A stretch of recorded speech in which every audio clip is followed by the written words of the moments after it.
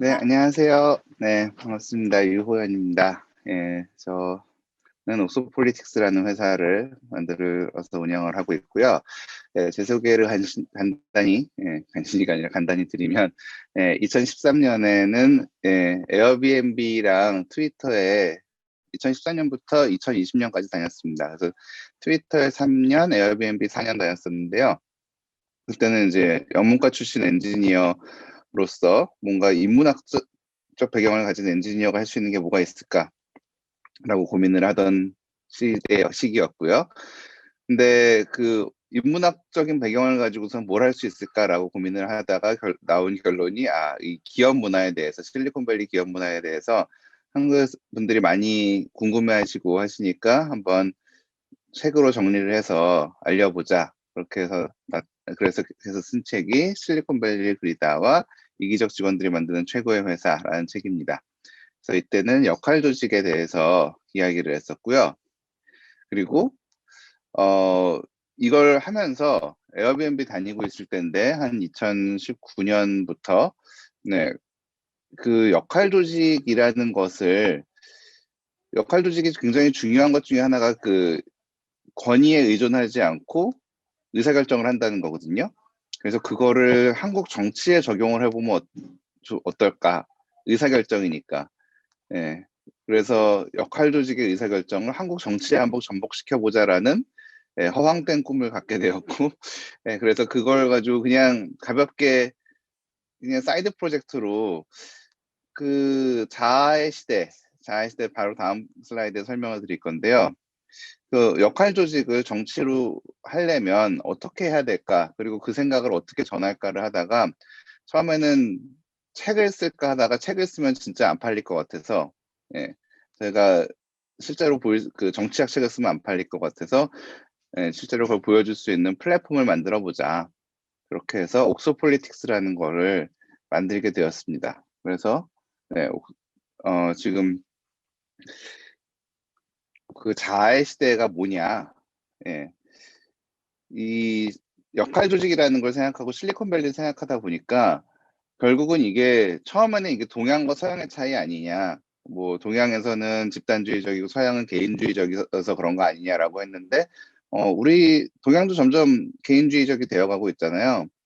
그래서 그건 아닌 것 같은데 하고서 열심히 고민을 하다가 찾게 된 게, 우리나라가 동양의 문화가 점점 욕망이 바뀌는 거고, 서양도 처음에는 생존을 위해서 살았고 집단이 더 중요했었는데 점점점 개인화되어 가고 있구나. 그리고 우리나라도 점점점 개인화되고 있구나. 라는 생각을 하게 됐어요. 그래서 그것에 대해서 책도 찾아보고 그랬더니 실리콘밸리 아니라 미국에서도 이렇게 세 개로 시대를 나누더라고요. 생존의 시대와 소속의 시대와 자아의 시대로 나눠서, 근데 생존의 시대가 한 1870년대쯤에 끝나고 소속의 시대는 1970, 80년대쯤에 끝나고 자아의 시대가 한 1970년대부터 지금까지 한 50년 정도 지속되어 왔고요. 근데 우리나라 같은 경우에는 생존의 시대가 1980년대에 끝나고, 그렇죠?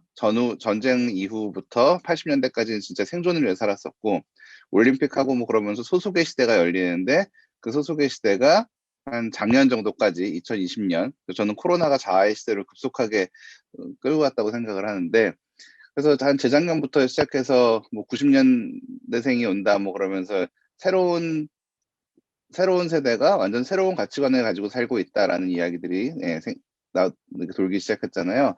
그게 이제 자아의 시대의 시작이라고 생각을 했고, 90년대생이 온다라는 그 책을 읽으면서 느낀 거는, 이게 뭐 새로운 특별한 세대 사람들이 아니라, 실리콘밸리는 다 자기 커리어를 가지고 회사에 충성하기보다는 내가 회사에서 뭘 얻을 수 있지? 그 생각을 하는데, 그런 시대가 우리나라에도 오고 있구나라는 생각을 또 하게 됐어요. 그래서 이 자아의 시대가 오고 있는데, 자아의 시대에 기업이나 경제는 역할 조직으로 바뀌어야 되고, 그 역할 조직으로 기업이 바뀌면 교육은 자동으로 바뀌어요.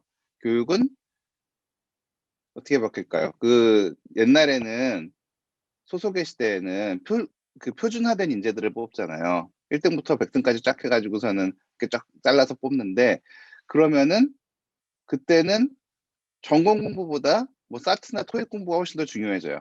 그래서 전공 공부할 시간을 위해서 토익 공부해야지 이 순위 안에 들어가야 되는데 라는 게 소속의 시대였다면 위계 조직에서 역할 조직으로 바뀌면서 소속의 시대에서 자아 시대로 넘어가면서는 내가 뭘 잘하는지를 알아야 되고 역할 조직에서는 네가 무슨 역할을 할 수 있어를 알아야 되는 거예요. 그래서 그러면은 이제 야 토익 공부할 시간이 어딨어. 전공 공부해야지. 내가 어떤 사람인지를 셀프 브랜딩하고 알릴 수 있어야지.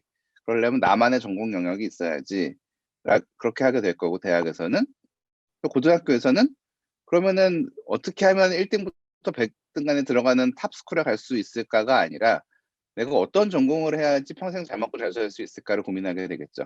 그게 자아의 시대 고등학교의 모습일 거고. 그럼 중학교 때는 공부도 중요하지만 해야 되는 게 사춘기죠. 사춘기를 겪어서 내 자아가 형성이 돼야 되고 내가 무엇을 하고 싶은 사람인지를 알려면은 이것저것 해봐야 되는 게 질풍노도의 시기가 돼야겠죠. 그래서 저는 위계 조직이 역할 조직으로 기업들이 변화를 한다면 교육이 정상화될 거라고 생각을 하고 있어요.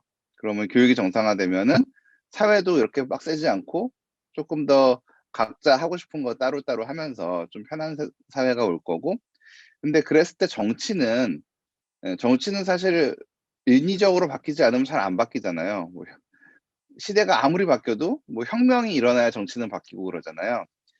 근데 우리나라는 훨씬 더 정치에 유연하게 바뀌는 나라여서 우리나라에서 정치를 바꾸려면은 어떻게 할 수 있을까를 고민을 하다가 옥소폴리틱스를 만들게 되었습니다.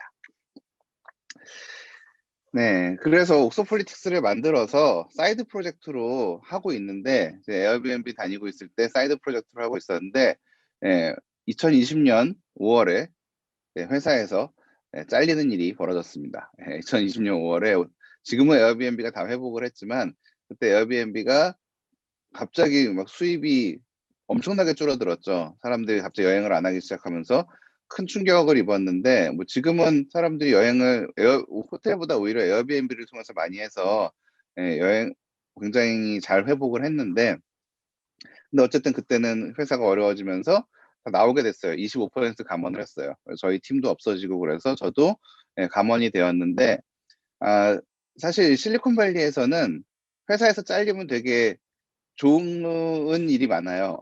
왜냐하면 물론 이제 안정적인 직장은 없어지겠지만 회사에 원래 실리콘밸리에서는 한 3-4년에 한 번씩 이직을 하잖아요. 근데 이직을 할 때 제가 제 발로 나오면 돈을 안 주는데 퇴직금이라는 게 없어요, 실리콘밸리에서는. 근데 제가 회사에서 잘려서 나오면 몇 달치 월급을 퇴직금으로 줘요. 그래서 그 퇴직금을 받고 제가 4년 근속을 해서 원래 3년 그러니까 3개월치까지는 그냥 주고 그냥 그 세브란스 패키지라고 해서 위로금 명목으로 주고 일주일에 그러니까 1년 근속하면 일주일씩 추가. 그래서 4주 추가해서 4달치 월급을 한 번에 받았어요. 그래서 야, 이건 진짜 그럼 한 4개월 동안 제가 일을 안 해도 되는 거잖아요. 그래서 이 시기 동안 뭐 할까? 면접 봐서 다른 회사 갈까? 뭐 여러 가지 고민을 하다가 한번 옥소폴리틱스 지금 하고 있는 거 있으니까 한번 조금 더 발전시켜 보자라고 하고 열심히 또 했어요. 그랬는데 되게 기적적으로 해시드랑 퓨처 플레이가 있는 어떤 한국의 정치를 바꾸고 싶은 스타트업 모임이 있어요. 스타트업 대표들의 모임이.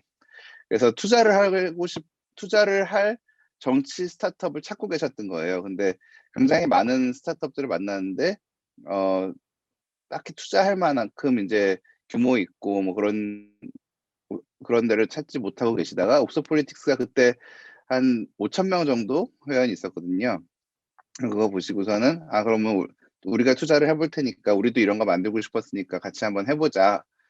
그런 제안을 받아서 저는 투자를 받으려고 열심히 IR을 하고 다닌 게 아니라 그냥 혼자서 사이드 프로젝트를 하다가 이분들이 오셔가지고 오히려 저희 플랫폼의 가능성을 더 많이 봐주셔서, 그리고 특히 해시드 같은 경우에는 블록체인이잖아요. 근데 저희가 이 블록체인 시대에 가버넌스, 그 블록체인에서 이야기하는 DAO라고 해서 Decentralized Autonomous Organization이라고 해서 그 탈중앙화 정치를 블록체인 내에서 하고 있는데 이걸 현실 세계에 접목시킬 수 있는 솔루션일 것 같다.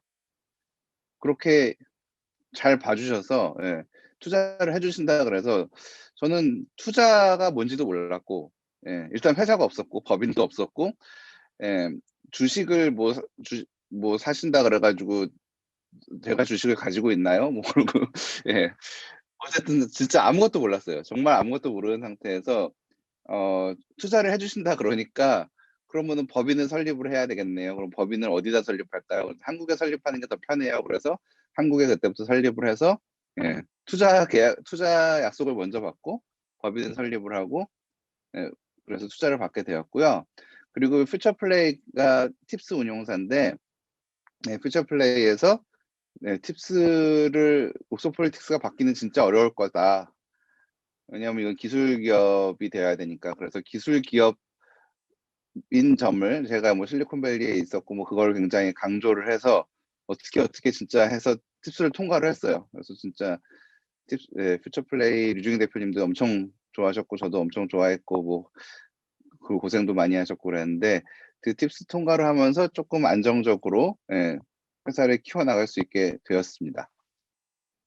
그래서 옥서폴리틱스는 뭐 하는 회사냐면요.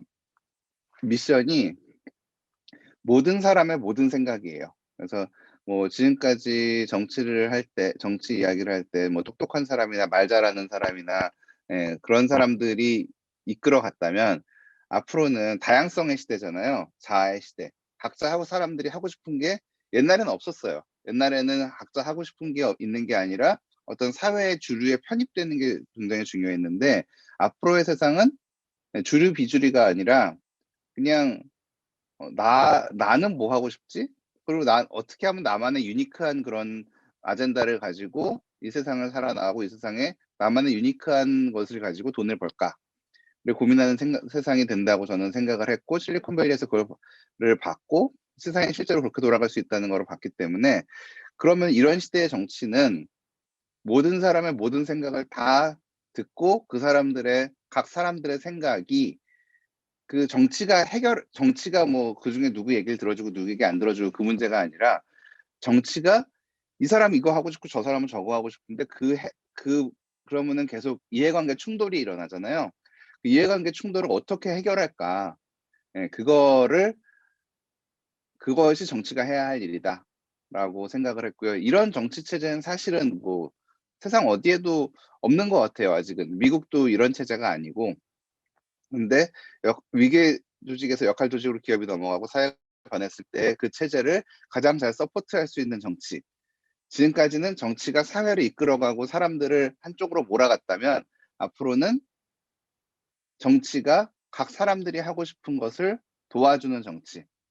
예, 그래서 국가를 위해 개인이 존재하는 게 아니라 개인을 위해 국가가 존재하는 그런 정치로 바꿔 나가야겠다라는 생각을 하게 됐고 그래서 그렇게 하기 위해서 첫 번째 단계는 뭐냐? 개인을 위해 국가가 존재하려면 개인이 무슨 생각을 하는지 다 알아야 되잖아요. 근데 개인이라는 게 정치에 관심 있는 사람뿐만 아니라 모든 유권자가 그래서 모든 사람의 모든 생각을 끌어내야 되겠다라는 생각을 했어요. 근데 어떻게 끌어내냐? 그래서 그래서 어떤 옥소폴리틱스라는 앱을 만들었는데요. 이 앱에서는 다양한 입장이 있고 또 새로운 생각들이 있고 누구나 참여할 수 있고 그 생각들을 투명하게 데이터화해서 볼 수 있는 곳. 그래서 가장 첫 번째 단계는 예. 첫 번째 단계 가기 전에 지금 왜 문제냐 SNS에서 정치 얘기를 하면은 예, 댓글이 막 트럼프가 트윗 한 번 하면 댓글이 엄청 섞여 있잖아요. 엄청 많은 댓글이 달리는데 거기서 의미 있는 데이터를 찾을 수도 없고 그리고 페이스북에서 정치 얘기를 예, 함부로 하면 차단당하고 그리고 편향된 가짜 뉴스가 많죠. 페이스북, 유튜브 다 트위터 마찬가지고.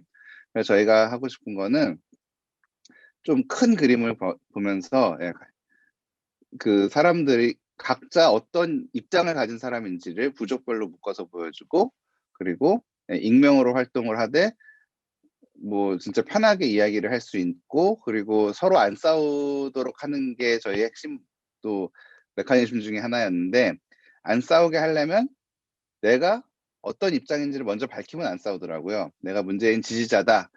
난 문재인 반대자다. 그렇게 했을 때 난 문재인 지지자니까 이 사람이 문재인이 잘했다고 생각한다. 문재인 반대자니까 내가 잘못했다고 생각한다라고 하면 별로 안 싸우는데 나는 문재인이 잘하고 있다고 생각한다. 그냥 딱 던지면 이제 전쟁이 시작되는 거죠. 예. 그래서 저희가 OXO 폴리틱스인 이유는 내 입장을 정치적 입장을 모든 사람의 모든 생각을 딱 전달하기 가장 좋은 것이 OX가 제일 전달하기 쉽더라고요. 그래서 OXO 폴리틱스가 되었고요. 그래서 저희 플랫폼을 뭐 잠깐 보여드릴 이게 제일 간단하게 저희 플랫폼을 전달해 드리는 방법인 것 같아서 잠깐 영상으로 보여드리겠습니다.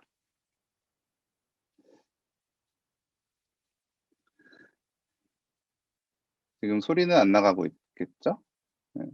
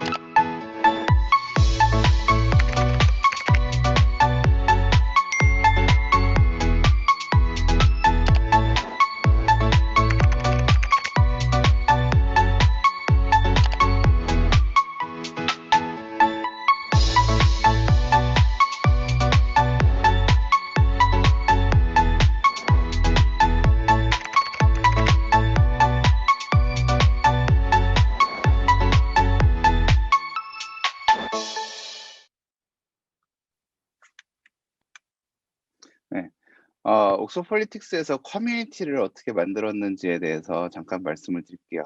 옥스퍼드 폴리틱스에서 커뮤니티는 제일 중요한 부분이죠. 저희는 완전 커뮤니티가 일단 가장 중요한 거는 정치 플랫폼이니까 커뮤니티가 스트레스를 주지 않아야 돼요. 일단 정치 플랫폼은 지금까지 모든 정치 커뮤니티 사이트가 너무 스트레스풀한 싸움이 있다가 결국은 한쪽 사람들만 남기고 다 딴 데로 가버리잖아요.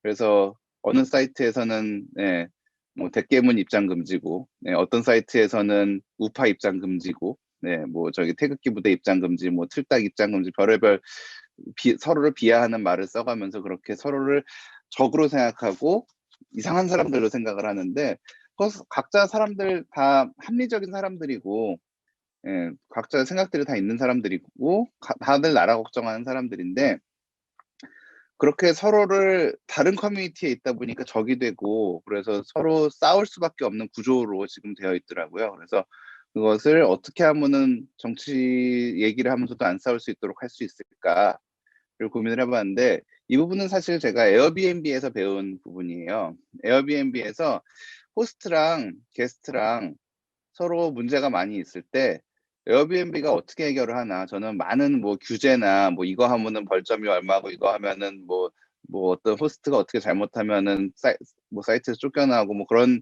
생각을 했었는데 물론 그런 규칙도 있어요. 사이트에서 쫓겨나는 것도 있고 벌금을 낼 수도 있지만 전 그걸 되게 촘촘하게 만들 줄 알았는데 그게 아니라 에어비앤비에서는 에어비앤비 호스트는 이렇게 행동하는 사람입니다. 에어비앤비 게스트는 이렇게 행동하는 사람입니다라고 캠페인을 하더라고요. 그래서 문화적 접근을 하면서 그게 훨씬 더 강력한 효과를 보여주더라고요. 그래서 저희도 옥스퍼드 폴리틱스에서 토론할 때는 이렇게 하는 거예요. 그래서 옥스퍼드 폴리틱스에서는 서로 설득을 해서 누가 이기기보다는 서로 각자 저 사람은 저래서 이런 생각을 하는구나. 저 사람은 또 이렇게 생각을 하는구나. 저 사람들이 이상한 사람들이 아니구나. 저 사람들이 비논리적이고 막 무조건 막 팬덤으로 정치하는 사람들이 아니구나. 그런 메시지를 서로 읽어낼 수 있도록 하는 것이 저희 목표였습니다.